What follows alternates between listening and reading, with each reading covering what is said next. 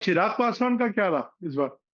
अब चिराग पासवान तो सीटें ही उनको 28 मिली थी, 27 पे उन्होंने चुनाव लड़ा। एक सीट के ऊपर उनका नाम वो हो गया। दूसरा उन्होंने शुरुआत में चुनाव के करीब 2 महीने पहले बड़ी उम्मीद के साथ वो बिहार में जाते हुए नज़र आए थे कि एक जगह से उन्होंने अपना अभियान चालू किया था वगैरह-वगैरह। बट उसके 15 दिन के बाद से उस संदर्भ में नज़र नहीं आए, जिसको कहते हैं कि राज्य की पॉलिटिक्स के संदर्भ में। वो जो केंद्र में मंत्री है वो उस लिहाज से ही और उनकी जो पार्टी है उस लिहाज तक रही और फिर वो 27 सीटों पे चुनाव लड़ रहे हैं, तो अब 243 में से 27 तो 10% के तो आस-पास हो मतलब सर कुल मिला के आपका टाइम कम है, मैं आखिरी सवाल पे आ रहा हूँ।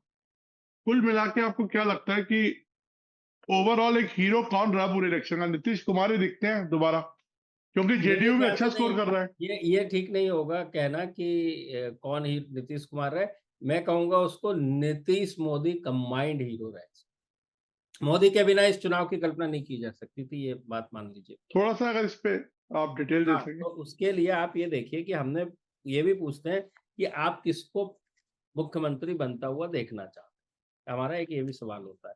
तो हमारे आंकड़ों में नीतीश कुमार को 22%, चिराग पासवान 5, सम्राट चौधरी 2 और एनी कैंडिडेट फ्रॉम बीजेपी 14%। तो ओह! 43 में से 22 है नीतीश कुमार के फ़ेवर में और 21 जो है वो दूसरे के फ़ेवर में है। 5 चिराग पासवान और 16 जो है अन्य के।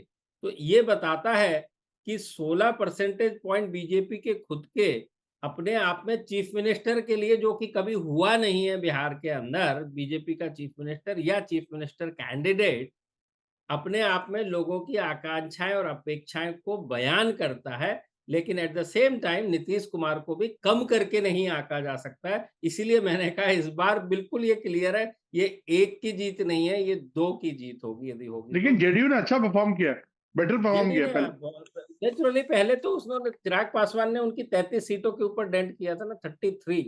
तो इसीलिए वो यदि 33 उनको मिलती थी, चिराग पासवान जैसे अभी साथ में हैं, तो जो उनको 43 सीटें मिली थी, वो 76 सीटें होती थी और बीजेपी की 74 सीटें आई थी इन दैट सेंस।